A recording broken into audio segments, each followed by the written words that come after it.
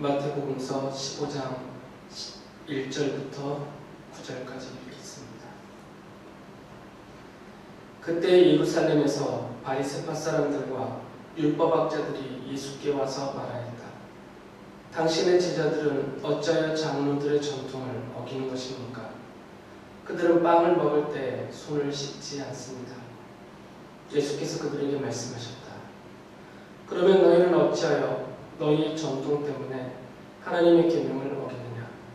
하나님께서 말씀하시기를 아버지와 어머니를 공경하여라 하시고 또 아버지나 어머니를 욕하는 자는 반드시 죽을 것이다 하셨다. 그러나 너희는 말하기를 누구든지 아버지나 어머니에게 내게서 받으실 것이 하나님께 드리는 예물이 되었습니다 하고 말만 하면 그 사람은 제 부모를 공경하지 않아도 된다고 한다. 이렇게 너희는 너희의 전통 때문에 하나님의 말씀을 패한다. 위선자들아, 너희가 이사야가 너희를 두고 적절히 예언하였다. 이 백성의 입술로는 나를 공경해도 마음은 나에게서 멀리 떠나 있다. 그들은 사람의 훈계를 교리로 가르치며 나를 헛되이 예배한다.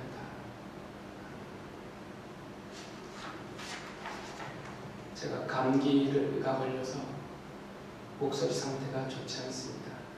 이해하시고 들어주시기 바랍니다. 유대인들은 율법을 이해하고 또 그 율법을 자신들의 실생활에 구체적으로 적용하는 것을 어려워했습니다. 율법 내용도 그들이 이해하기 어려웠고 또 워낙 율법이 원론과 원리적인 형태로 가르쳐 주셨기 때문에 구체적인 실생활에 그것을 하나하나 적용하다가 혹시 잘못되게 적용해서 율법을 범할까 하는 그런 두려움이 그들에게 있었기 때문입니다. 그래서 율법학자들이 율법을 백성들에게 설명하여 주었고 또 구체적으로 실생활에 어떻게 적용해야 하는지를 가르쳐 주었습니다. 사람들은 그 율법학자들의 가르침을 후대 책으로 묶어서 읽고 따르게 해주었습니다. 시간이 지날수록 이런 율법학자들의 가르침, 율법에 대한 해석과 또 그것에 대한 적용, 이런 가르침들을 율법보다 더 중요한 위치에 놓게 되었습니다. 그들은 그것을 장로들의 전통이라고 부르면서 지키게 되었죠. 사실 백성들 입장에서는 어려운 율법보다 그것을 쉽게 풀이하여 설명해 주고 또 자신들의 실생활에 구체적으로 적용시켜서 이럴 때는 이렇게 하고 저럴 때는 저렇게 말아 하고 말해주는 이 장로들의 전통이 훨씬 읽기도 편하고 지키기도 손쉬웠기 때문에 율법보다는 이 장로들의 전통을 더 많이 익히고 그것에 집중을 하게 되었던 것이죠. 유대인들에게는 하나님이 모세를 통하여 기록하여 전해주신 토라, 율법이라고 부르는 토라, 창세기에서 신명기까지 그 5권의 책을 토라라고 부르면서 이 토라가 있고, 그런데 그것 외에도 모세가 기록한 이 토라 외에도 하나님께서 또 더 말씀하여 주신 것이 있다라고 생각했습니다. 그리고 그것들이 기록된 토라로서는 존재하지 않았더라도 사람들의 입을 통하여서, 그러니까 구전을 통하여서 후손들에게 계속 전수되어져 왔다라고 생각을 했습니다. 그래서 그것들을 기록된 하나님의 율법인 토라와 구분하기 위해서 입으로 전해졌다 해서 구전 토라 이렇게 따로 불렀습니다. 물론 이것은 우리 한국어 번역을 그대로 쓴 거죠. 그래서 유대인들에게는 이 기록된 하나님의 율법인 토라와 기록되진 않았지만 입으로 전해진 이 구전 토라, 이 두 가지가 다 전수되어져 왔다라고 보는 거죠. 랍비들은 그래서 이 기록된 토라 율법인 이 기록된 하나님의 말씀인 토라만 해석하고 설명해 준 것이 아니라 구전되어진, 마치 우리에게 전설이 구전되어 전해온 것처럼 구전되어서 전해진 구전 토라까지도 그들은 내용을 알려주고 또 그 의미를 설명해주고 해석해주고 실생활에 적용하도록 가르쳐 주었던 것입니다. 이런 장로들의 전통은 아주 오랜 시간 계속 지속되며 누적되어 왔습니다. 그러던 것을 주 200년경에 랍비 예후다라는 사람이 책으로 한 권의 책으로 그것을 묶어 놓았습니다. 자기가 다 쓴 것이 아니고 그 이전에 선배들, 장로들이 전통적으로 전해줘온 그 장로의 전통을 흩어져 있었던 것을 다 수집하고 그것을 편집하고 편찬을 해서 한 권의 책을 만들었는데 그 책을 미쉬나라고 부릅니다. 그런데 이 미쉬나의 내용이 좀 빠진 부분들이 있기 때문에 얼마 후에 이 미쉬나에 빠진 부분들을 보충을 했는데 그것을 토세프타라고 부릅니다.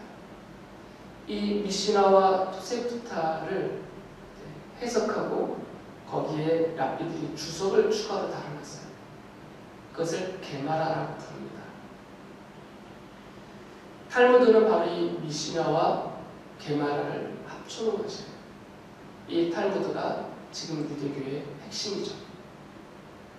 이 지금 현재 형태의 유대교는 토라 위에 세워진 그런 종교가 아니라 바로 이 탈무드 위에 세워져 있고 지금도 이 탈무드 위에 서서 지속되고 있습니다. 그리고 유대인들에게는 기록된 율법인 토라가 있고 입으로 전해진 구전 토라가 있고 그것을 설명해주고 실생활에 적용시켜준 미쉬나가 있고 토세프타는 미쉬나랑 똑같은 거니까 그리고 이 미쉬나에 대해서 또 랍비들이 주석을 달아놨어요. 더 보충 설명을 더해놓은 거죠. 그것을 게마라라고 부르고 이 미시나와 게마라를 합쳐놓은 것이 바로 탈무드라는 것입니다. 유대인들은 이것을 읽고 지키고 지금도 따르고 있습니다. 이런 배경에서 바리새파 사람들이 따르는 예수님을 찾아와서 아주 비난하듯이 예수님께 질문을 했습니다. 왜 당신의 제자들은 장로들의 전통을 지키지 않고 빵을 먹을 때 손을 씻지 않느냐라는 것입니다. 당시에 이 장로들의 전통 중에 나중에 미시나의 그 내용이 들어가는데 이런 것이 있었죠. 빵을 먹을 때 음식을 먹기 전에는 손을 꼭 물로 씻고 먹어라. 이게 장로들의 전통 중에 하나입니다. 미시나의 그 내용이 그대로 기록되어 있습니다. 그런데 제자들이 그 전통을 지키지 않고 그냥 빵을 먹었다는 거죠. 물론 이 제자들의 행동이 이 장로들의 전통을 몰라서 한 행동인지 아니면 의도적으로 그것을 부정하기 위해서 한 행동인지 또는 예수님께서 너희들 장로들의 전통 지킬 필요 없다라고 가르쳐 주신 가르침을 따라서 한 행동인지는 성경에 나와 있지 않기 때문에 우리가 단정짓기는 어렵습니다. 마태는 거기에 집중한 게 아니죠. 이 장로의 전통, 바리새인들이 말한 빵을 먹기 전에 손을 씻으라 라는 이 장로의 전통은 출애굽기 30장 18절부터 21절의 내용을 확대 적용한 것입니다. 이 출애굽기 30장 18절에서 21절에 있는 내용을 보면 아론과 그의 아들들, 곧 제사장들이죠. 이 제사장들은 회막에 들어갈 때, 성막에 들어가서 하나님을 섬기는 일을 할 때 반드시 물로 손과 발을 다 씻어야 됐습니다. 그리고 제단에 제물을 바치기 위해서 가까이 나갈 때도 꼭 물로 손과 발을 씻어야 했습니다. 그렇지 않으면 다 죽는다라고 경고를 하셨어요. 하나님의 거룩함을 그들에게 알려주시고 지키라라는 명령이었던 거죠. 그런데 이 장로의 전통에서는 이것을 더 확대해서 일반 모든 사람들에게 적용시킨 겁니다. 그래서 빵을 먹기 전에는, 음식을 먹기 전에는 꼭 물로 손을 씻어야 된다 이렇게 적용을 해주었습니다. 물론 그 자체가 꼭 나쁘다라고 말하기는 어렵습니다. 여러분 위생적으로 좋으니까 음식 먹기 전에 손을 씻는 것은 위생적으로 아주 좋은 것입니다. 그리고 또 또 좀 더 의미를 부여해서 이 물로 씻는 의미를 설명을 해주어서 이것은 정결을 지키라는 하나님의 뜻이 있기 때문이다. 이렇게 가르쳐주면 그 의도 자체는 좋다라는 것이죠. 위생적으로도 좋고 의도함도 좋고. 그러나 명백한 사실은 이것은 하나님의 계명은 아닙니다. 하나님이 정해주신 계명은 제사장들이 하나님 앞에 나아갈 때 제단에 제물을 바칠 때 물로 손과 발을 씻으라. 이것만 하나님이 주신 계명이죠. 지금 바리새파 사람들이 예수님께 와서 따지는 이 장로의 전통은 하나님의 계명을 왜 당신의 제자들이 지키지 않았습니까? 이것을 따지는 것이 아니고 왜 당신들은 사람들이 곧 장로들 사람들이 가르쳐준 이 전통을 지키지 않았습니까? 이렇게 따지는 것입니다. 그런데 따지는 이스라엘의 자세는 마치 제자들이 하나님의 계명을 어긴 것처럼 따져들었던 거죠. 이건 반드시 지켜야 되는 절대적인 교리의 진리인데 당신의 제자들이 그것을 어기지 않았느냐, 이런 태도로 예수님 앞에 따지고 들었던 거죠. 예수님께서는 그들에게 대답을 하셨습니다. 예수님은 이 문제에 대해서 따로 해명을 하시지 않았어요. 오히려 예수님께서는 장로의 전통을 가지고 제자들의 위법함을 주장하면서 예수님께 따지고 드는 그들에게 이렇게 말씀하셨습니다. 마태복음서 15장 5절을 보면 그러면 너희는 어찌하여 너희의 전통 때문에 하나님의 계명을 어기느냐. 너희들은 왜 너희들의 전통을 지킨다고 하면서 그 전통을 지키느라고 전통보다 훨씬 더 소중하고 중요한 하나님의 계명은 지키지 않느냐? 왜 그것을 어기느냐라고 반문하셨어요. 그러면서 하나의 예를 드셨죠. 예를 드시면서 이렇게 물으셨습니다. 장로들의 전통에서는 이렇게 가르쳤다는 겁니다. 어느 자녀에게 지금 부모를 공양해야 되는 물질이 있는데, 재물이 있는데 이 사람의 마음에 그러고 싶지 않은 마음이 생긴 것이에요. 이 재물, 물질에 탐심이 생겨서. 그러니까 이 나쁜 마음을 가진 이 자녀가 자기 부모를 향해서 이렇게 말한다는 거죠. 제가 부모님을 섬기기 위해서, 봉양하기 위해서 드려야 될, 써야 될 이 재물은 하나님께 드리는 예물이 되었습니다. 제가 하나님께 드리기로 서원한 겁니다. 그래서 저는 부모님을 섬기고 싶어도 이 재물로 섬길 수가 없게 되었습니다. 이렇게 말하라는 거죠. 실제로 나쁜 마음을 가진 자녀들이 이렇게 악용하고 있다는 겁니다. 그런데 이것은 성경에 전혀 없는 말이거든요. 성경에는 이런 명령과 이런 계명이 없습니다. 교묘하게 섞어놓은 것이에요. 하나님께 서원한 것은 반드시 지켜야 된다. 이 하나님의 말씀을 교묘하게 섞어놓은 것입니다. 명백한 것은 10계명 중에 제5계명을 보면 내 부모를 공경하라라고 말씀하셨어요. 그리고 부모를 공경하지 않는 자들은 죽이라라는 말씀들이 추가로 계속 나옵니다. 하나님을 향하여서 어떤 재물을 서원하는 것보다 더 우선되는 계명은 부모를 공경하라는 계명입니다. 부모를 공경하라고 하나님이 주신 재물을 가지고 그 재물이 탐나서 또 다른 하나님의 말씀을 악용해서 이 재물은 하나님께 제가 바치기로 서원했습니다 라고 말만 하고 그 재물을 실제로 하나님 앞에 바치지도 않고 부모를 공경하는 데도 쓰지 않는 이런 나쁜 상황으로 사람들이 악용을 하였다는 것이죠. 그런데 장로들은 이렇게 설명을 달아놨던 거죠. 만약에 너희들이 부모를 공경해야 되는 재물이 있는데 만약에 그 재물을 하나님께 드리기로 서원해버렸다면 그 재물로는 너희 부모를 공경할 수 없다. 공경하지 않아도 된다. 이렇게 장로들이 설명을 써놨어요. 그러니까 이것을 교묘하게 악용을 하는 것이죠. 그러나 성경에는 이런 구체적인 이런 명령이 없습니다. 절대적인 계명은 내 부모를 공경하라. 이것이 가장 우선되는 계명이기 때문에 예수님께서는 이사야서 29장 13절을 인용하면서 이런 바리새인들 율법학자들의 비서를 책망하셨습니다. 마태복음 15장 8절 9절에서 이렇게 말씀하십니다.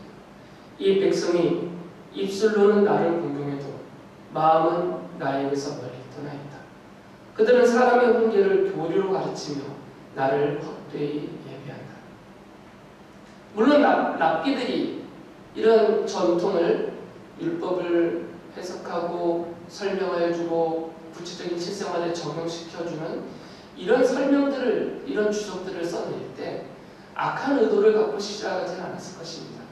분명히 어떻게 하면 좀 더 이 율법을 백성들에게 잘 알아듣도록 전해주고 또 이들이 어려워하는 적용 문제를 시원하게 해결해 줄까 하는 마음에서 좋은 의도로 이것들을 기록하고 가르쳐 주었을 것입니다.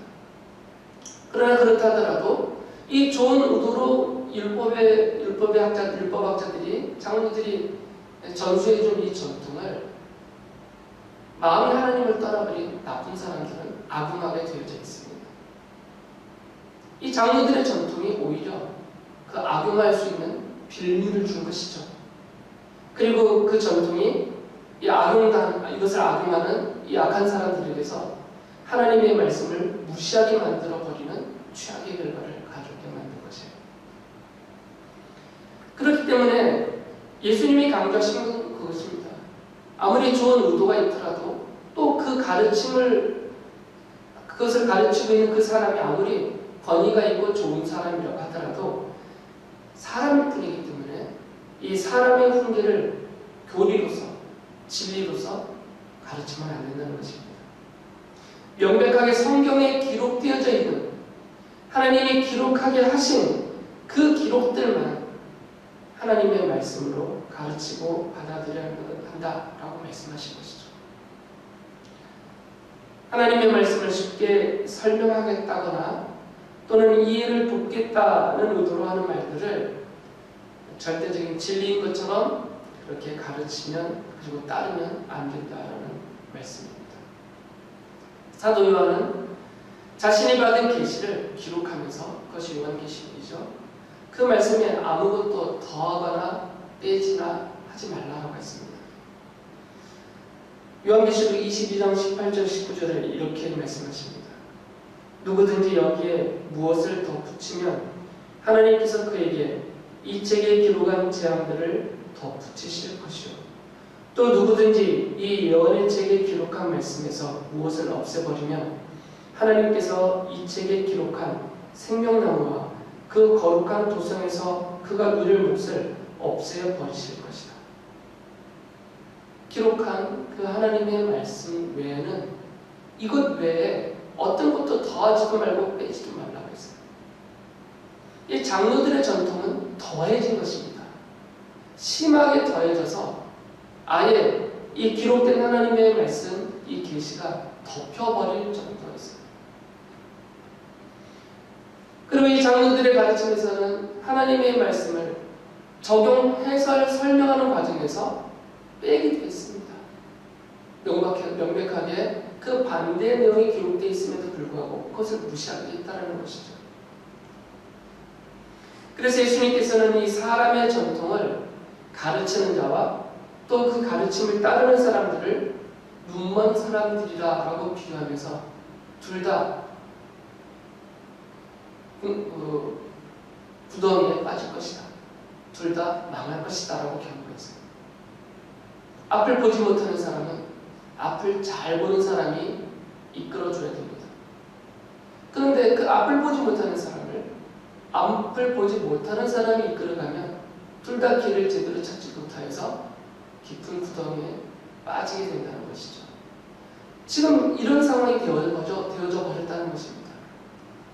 이 장로들의 전통이 오히려 그것에 집중하고 있는 기록된 하나님의 말씀인 율법은 제쳐두고 이 미시나나 게마라 탈무드 이런 것에 집중하고 있는 오히려 그것들을 절대적인 진리요 교리로 가르치고 배우고 따르고 있는 이 상태가 마치 소경을 인도하는 것. 앞을 못 보는 사람이 앞을 못 보는 사람을 인도하는 경우와 똑같다라고 말씀하신 것이죠. 그러면서 예수님께서는 예수님의 말씀을 듣고 분개하는 이 바리새파 사람들, 이들에 대해서 이렇게 경고하셨습니다. 마태복음서 15장 13절을 보면 나의 하늘 아버지께서는 자기가 심지 않으신 식물은 모두 뽑아 버리실 것이다. 왜 이들이 예수님의 말씀을 듣고 깨우치지 못하고 오히려 분개하고 있냐면 이들은 하나님이 심으신 하나님의 백성이 아니기 때문이에요. 하나님이 심으신 하나님의 백성들은 하나님의 택함과 부르심을 받고 예수님의 가르치심과 그 말씀을 듣고 깨닫습니다. 그리고 믿습니다. 그리고 따르게 되어져 있습니다. 예수께서 전하시는 이 진리의 말씀을 듣고 분개하며 오히려 적대적으로 태도를 보이는 사람들은 하나님이 심으신 하나님의 백성이 아니다라는 증거를 스스로 드러내는 것입니다.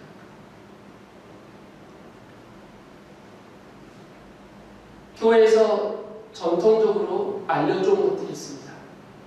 예전부터 교회는 이렇게 해왔다라는 것이 있습니다. 그렇게 알려져 왔고 또 교회에서 행해왔다고 해서 그런 것들을 무조건 받아들이는 것은 위험합니다. 그 전통들이 성경을 놓고 볼 때 성경적으로 올바르냐 이것을 판단해 봐야 됩니다. 아무리 오래된 교회 전통이라고 하더라도 그리고 교회가 오랫동안 그렇게 해왔다 하더라도 이것이 성경적인가? 과연 성경이 그렇게 하라고 했는가? 성경이 하라는데 정말 맞는 것인가? 이것을 확인해 봐야 된다는 것입니다. 아무리 그럴듯해 보여도 또 아무리 유익해 보이고 또 좋아 보이더라도 반드시 확인을 해야 돼요. 어떤 권위를 갖고 있는 사람이 말하고 있다 하더라도 그가 하는 말이 성경적인지 확인을 해야만 합니다. 역사적으로 오랜 전통이라고 해도 대다수의 교회와 성도들이 따르고 있다고 해도 그것이 단순한 사람의 전통일 수 있기 때문입니다. 그 좋은 예가 교회 역사에 너무나 뚜렷하게 드러나 있습니다. 중세 유럽을 지배했던 이 로마 카톨릭은 그런 로마 카톨릭을 비롯한 현재 이르기까지 이 수많은 이단들은 성경보다 이 사람의 전통을, 사람의 말을 더 중요하게 여기고 왔습니다. 그들은 성경보다 사람들이 만든 교훈이나 또 기도문, 전설 이런 것 등에 훨씬 더 집중을 해버렸어요. 그들은 이런 것들에 빠져서 예수 그리스도의 십자가를 그 전통들로 무시하거나 또는 가려버리거나 아예 왜곡해버렸습니다. 베드로 사도는 성경을 제멋대로 해석하면 안 된다라고 경고했어요. 베드로서 1장 20절 이렇게 말씀하십니다. 여러분이 무엇보다도 먼저 알아야 할 것은 이것입니다. 아무도 성경의 모든 예언을 제멋대로 해석해서는 안 됩니다. 종교개혁자들은 로마 카톨릭이 이 사람이 만든 전통과 교훈과 또 교리로서 예수 그리스도의 십자가 복음을 왜곡하여서 우상숭배와 미신과 거짓으로 사람들을 미혹하고 있는 그런 것에 대해서 개탄을 했습니다. 그래서 이분들은 오직 성경으로를 외치면서 오직 성경으로만을 외치면서 성경이 말씀하시는 대로만 믿고 가르쳐야 한다고 주장을 했어요. 그들은 교회에서 비성경적인 것들, 성경이 말하지 않는 것들은 다 제거해버렸습니다. 예를 들면 로마 가톨릭 교회가 교회 안에 세워놓았던 모든 성상들, 조형물들이죠. 조형물들, 성화, 성물들, 로마 가톨릭이 부르는 것들입니다. 이런 것들을 다 제거했습니다. 교회를 정화시켰죠. 이런 것들은 성경이 명백하게 교회 안에 세우지 말라는 것들입니다. 하나님은 분명히 어떤 형상의 모양도 사람이나 짐승이나 벌레나 하늘에 있는 천체나 그 어떤 것도 그 형상을 만들지도 말고 섬기지도 말라고 하셨어요. 아무리 그것이 좋은 의도가 있더라 하더라도 천사들의 형상이라든지 성자들의 형상이라든지 또는 어떤 성물들의 형태를 재현해 놓다든지 이런 것 자체는 명백하게 성경에서 금하고 있는 것들입니다. 그래서 그것들을 과감하게 다 제거를 했죠. 오직 성경만을 진리로 가르치면서 사람들이 만든 그런 예식들, 복장들, 그런 의식들 다 없애버렸어요. 그래서 전통적으로 로마 가톨릭의 사제들이 입던 그 복장들 다 벗어버렸습니다. 왜 그러면 그 가톨릭의 사제들이 입던 복장들은 다 제사장의 옷을 흉내는 것이기 때문에. 그리고 강단을 깨끗하게 정리를 해서 아주 단순하게 만들었죠. 하나님의 말씀을 선포하는 강단 형태로 바꿔버렸어요. 로마 가톨릭은 회중석과 이 강단을 구분해서 마치 이 안쪽을 지성소, 저 바깥을 성소처럼 이렇게 구분을 해서 일반 백성들은, 일반 회중들은 근접하지 못하도록 완전히 꾸며놨던 것이다. 그리고 이 앞에 별의별 것들을 다 만들어놨어요. 그것들을 다 파괴하고 다 없애버렸던 것이죠. 그리고 모든 예식도 단순화했습니다. 로마 가톨릭의 예식 중에 있던 모든 의식들 다 폐지했어요.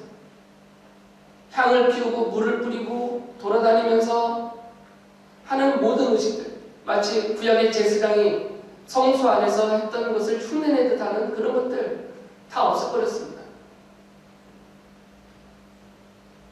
그리고 오직 성경만을 가르쳤습니다.